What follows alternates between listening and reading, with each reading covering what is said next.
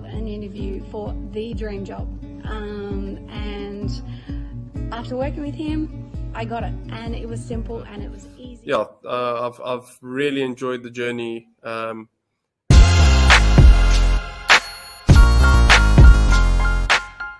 Oh, has it helped? Yes, it absolutely has. It's definitely helped in knowing the market a lot better and knowing how to put myself out there. Like, I would never ever have touched my LinkedIn ever. I didn't see LinkedIn as a valuable resource at all. So in saying that, it already has proven to be. It's what I say. I think you guys are great and change people's lives, and it makes a lot of difference.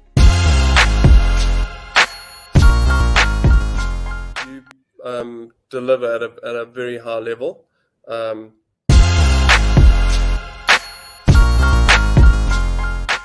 It was really enjoyable. You learn a lot.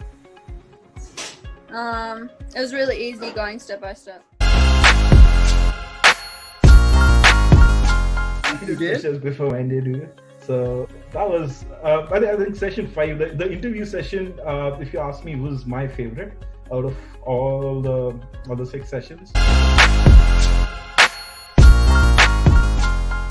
So it's not only helped me in my personal branding, but it's helped me now on the business side, where I feel very, very capable to go into,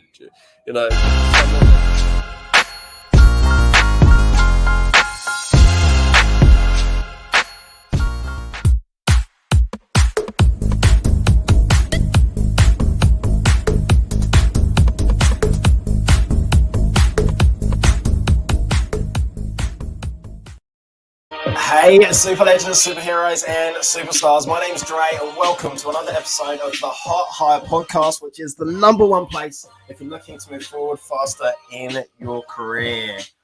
So, guys, you know the drill. If you're watching the replay, #replay. If you're watching live, put in your favorite emoji. And if you've got any questions for myself or my next guest, fire away. So, with this next guest, we've been connected for maybe about a month or so, or even a little bit longer, but she was kind enough to help me with some research a few weeks ago, and I wanted to get her on the show to talk about her career, her life, but also leadership as well. So without any further ado, I want to give a big, massive, warm welcome to Leslie Rochelle. How are you, legend? I'm doing great. I'm really excited to be here. You were just so full of energy. It's just really great to watch you. So I'm really grateful to be given this opportunity. It's wonderful. Thank you. I appreciate you. So I'm excited because we caught up a couple of weeks ago, and I just want to say thank you for, man, you just gave me so much value, and your story, I know that lots of people are going to be able to relate to that. So you want to tell us a little bit about yourself? Sure. I live in wintry Canada right now. Lots and lots of snow here. And I have my little boy, he's 7, married, and I am a leadership coach. I do work in corporate as well, but I've been able to take that skill set and be able to translate that into the entrepreneurial space to really go back and reach back and help that earlier version of myself. That's really where the passion first started, is seeing other people who have, who are struggling at this point in time, and the fact that I get to help them is really, really amazing. Awesome. So with your in the corporate world, you work for, is it an oil company? Yes, I do. Yeah. And can you tell us about your, I guess, like the rise or the promotion that you got, and I guess like the challenges that you faced there? For sure. So a few years ago, I was given the opportunity to step into a larger leadership role than I was currently in. And it's one of those roles that I didn't even think existed for me, only because, in the oil field companies, a lot of people are trades people. they're engineers, et cetera, et cetera. So without having that tradesperson skill set working at a site facility, it's not something that I had even really had in my realm of thinking that this could even be possible. So when the opportunity came around, I was asked if I wanted this position, and I first said no. Oh, okay. I said no. And the only reason that I said no is because I said I can't sit in that planning or scheduling chair, because I do work for a maintenance department. And, you know, when the leadership came back, he said to me, he said, well, we don't want you to replace that person. You know, we're not expecting you to be that subject matter expert. We want you to lead the people. So, oh, okay, well, that's a little bit of a different dynamic. So they said, and you have 24 hours to tell us. I said, okay.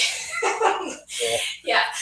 Let me go back. And so what I did is I said yes to it, and I was really excited about it.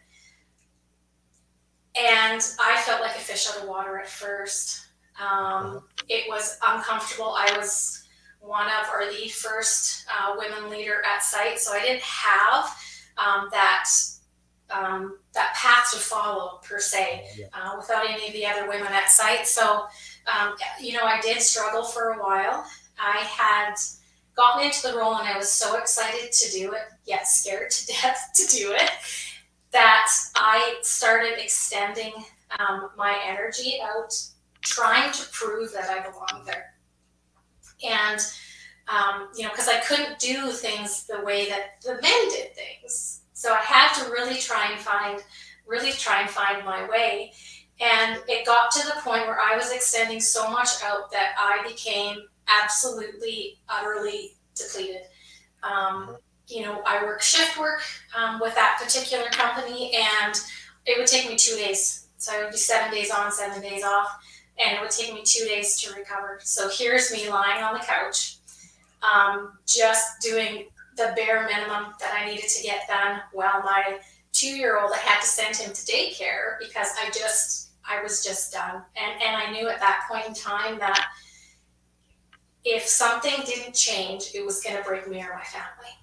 So thankfully, self-awareness kicked in, and, you know, there was an awareness that it's me. It's always us. When something's bothering us, when something's triggering us, when we're challenged with something, it's always us. So it's always an inside job to be able to go in and identify some of the things that we could actually work on for ourselves, right? So that, I mean, it wasn't an easy path to be able to go through it, but it took me to really getting down on my knees and just saying something has to change here before I would actually put my hand up and say, please help me. And that's when I put my hand up and I said, okay, I need help here. I am just utterly depleted. Like, I don't know, there might be a, you know, more extreme word than that. That's probably what it is, but I was just, my gas tank was empty. empty. And who did you ask for help? I put my hand up for a coach. So this is something that I sought outside the company, and then I sought something within the company as well too. So another female leader in our corporate office, and just said, you know, because we just don't do things the same way. But the coaching side of things is really where I was able to, you know, do that self-discovery piece, understand why I was doing what I was doing. And what I was doing is I was so much in my masculine energy. And when a woman is in her masculine energy, it's really hard work, right? And when I was able to, you know, dig back into those feminine aspects of myself, it allowed me to flourish. And went from a team that nobody wanted to be on to everybody wanted to be on. There was, just because of what we were able to do, to be able to create that dream team. And when we want to get better at something else, anything else, we have to work on us first. We are the nucleus of our world, and this is the place where we need to start. And when we start here, everything else gets better, it's because our boundaries change. How you can interact with us change, which means they need to change as well. Okay, so were you just saying there that you, because of the job and you're, surrounded by, you're in a male-dominated industry. Yes. So when you actually took a step back, dropped into your feminine energy, that's when things started to change for you? And yeah, things started to change that way. And from there, I realized it was not what made me the same, but what made me different made me special, right? I brought something different than the rest of them, right? And that's what really, I guess, added to the diversity of our team and of our organization. And when we can do that, we can, increase the diversity and the inclusion aspect of things. You just have such a better team because you're bringing different perspectives into that arena as well, and a different set of experiences. Awesome. So on that journey, stepping up from into that promotion, what are some of those things that you face? So I'd assume that imposter syndrome would have been, like a big part, and maybe a lack of self-belief, or am I worthy to be able to step up and play like in this space? Were those some of the things that you encountered, or something different? All of those things, really. It's a matter of, who am I as this authentic leader? It's, mimicking what somebody else does and realizing that actually doesn't work for me. And just trying to give people what I thought that they wanted, when really all they wanted was me. But I had a disbelief in myself that, can I actually do this? Did they make a mistake? Maybe they made a mistake. And so that comes in that driven, that action, that masculine energy to say, I'm going to prove myself. But all I had to do was show up as me.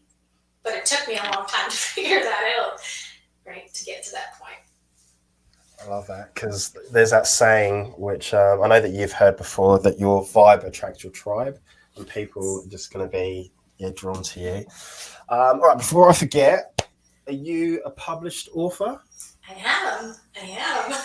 Can you tell us a little bit about your book? Sure. I did 2 books in 2019. Whoa. So, 2? Not 2. 1, Yeah. 2.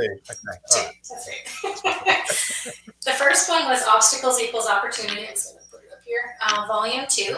And this one essentially was, an obstacle, a compilation. So there's a few authors in this one as well. And really, we spoke about some of the obstacles that we've faced in our lives and how we've been able to overcome them. And this one was, I've always wanted to do it. So I thought, okay, it's on my bucket list and I have the opportunity. So let's go ahead and do that. And then the second one was that same year, called Silent Grief, Healing, and Hope. And this is a book about infertility, miscarriage, and child loss.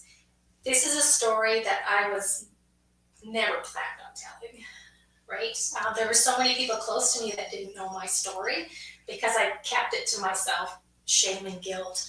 But when I was inspired to share it, it ended up being an international bestseller. So,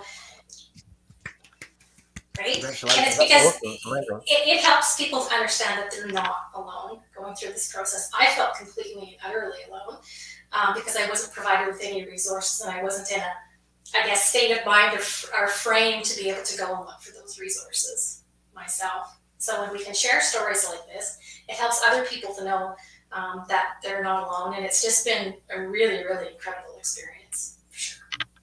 I love that. And how do people get hold of the book? What's the best way? The best way is, pop on Amazon.ca or .com or your country, wherever you're at. Okay. Yeah. And if you live in North America, I'd be happy to just send a note through my contact form on my website, and we can talk about a signed copy of that book. All right, brilliant. All right, I want to talk about leadership. So, do you have any tips for people that, like similar to yourself, maybe stepping up into a leadership role? What would be like some things that they should maybe consider before they make that jump? Before they make that jump, I would say really identify what it is, what impact that you'd like to have, what do you bring, what sets yourself apart for it, and understand the big why. Why is it that you want that leadership role? Because leadership isn't a title, it is a way of being. And some people just assume this is my next best step, and they don't really understand what that leadership means, because there's supervisors, there's managers, and there's leadership. Teams essentially want to be seen, they want to be heard, they want to be valued, they want to have the sense of belonging, and they want to have a shared sense of purpose. And the leader that can inspire to bring the best out in everyone else is going to have the best results with their team as well. One of the best pieces of advice that I've ever gotten is based on the book from Simon Sinek, it's Leaders Eat Last. And this is really the premise of when you're having a meeting or some sort of collaborative event, is really to allow your team to speak first. Do not come in there and say, hey, I have a really great idea. What do you think? This could solve our issue. You've completely cut off a lot of conversation, because there's some people that won't express their ideas because maybe they're a little bit too fearful of expressing the ideas, thinking that the leader is always right, and that's not actually the case, but really giving everybody the opportunity to be able to share their ideas, because during that conversation, you may change your mind 4 times. Right? So allow the others in your team to really step up and give them those opportunities to do so. You're going to get way more buy-in, and they're just going to love to be there, and they're not going to give you 100%. They're going to give you way more than that, because they truly believe in what the team has, what their responsibilities and accountabilities are. You always get more from your people when you show them you care. Great tips. I love those. And do you want to talk a little bit about how, because I know that you're a little bit spiritual, so how spirituality plays a part in, I guess, your life, but also like your career and your coaching and leadership and what you do? For sure. I think that, when we look at, all the aspects that we want to have healthy in ourselves, we generally go to the physical, the mental, the spiritual, but there's also the emotional and the energetic bodies as well. And when we can get all of those aspects working well, you become that complete human being. So it's not like you were just going to focus on one area and one area only. It takes all 5 of those to be able to bring out the best version of yourself, because how you are at work should be the same as you are at home, right? Because that's you. That is the true you.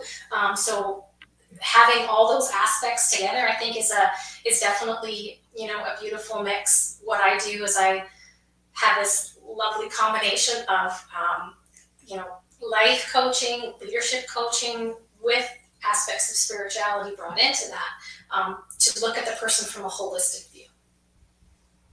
Not just the strategic and tactical things, but it's really, how do you show up? Right? What do you have to bring? What makes you special? What makes you different than everybody else? Because this is what's going to allow you to shine, when you can find that little piece of you that other people are, attracted to in that way. Leslie, you are just spitting fire. I'm going to have to go back, watch this again, and actually make notes, because you've been dropping so much gold. So thank you so much. How can people get hold of you? What's the best way? Best way is probably on my website. So it's leslierochelle.com, and I do have a contact form. So if you're wanting to touch base with me that way, I do have a free Facebook group. Just started that one as well. So that is Your Leader Within, hosted by Leslie Rochelle. So feel free to look that up, and feel free to join. Would love to have you. Cool. And do you only coach women, or do you do like men as well, or both? Both. Yeah, I help new and emerging leaders, regardless of what their gender is, to be able to help them increase their confidence and their impact, to be able to solidify their leadership foundation. So to me, it's new and emerging leaders. It doesn't matter to me whether what gender you are. I'm an equal opportunity person here, and I do believe in diversity, inclusion, and belonging. So I do leave it open to anybody who's struggling in that space that wants some support. Boom, I love that. All right, so very last question. So I think you probably know that I'm obsessed with dad jokes. So if you've either got a dad joke, a quote, something inspirational, something motivational, something empowering, something of value, is there anything that you'd like to leave the audience with? I would like an empowering statement. What is something that drives you? What helps you get up in the morning?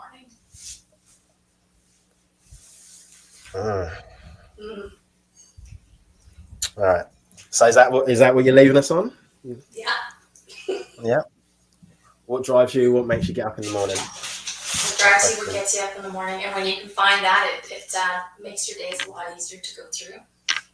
I love that. That's so powerful. So I believe that questions are the answer, and that is a great question. So Leslie, I just want to say a massive, huge, ginormous, gigantic thank you for you. Thank you. For your time today, coming on, spitting fire, dropping knowledge bombs like absolute gold, and also from like a personal aspect, giving up your time a couple of weeks ago to help me with my research as well. So I appreciate you. I value you. Can't wait till we catch up again.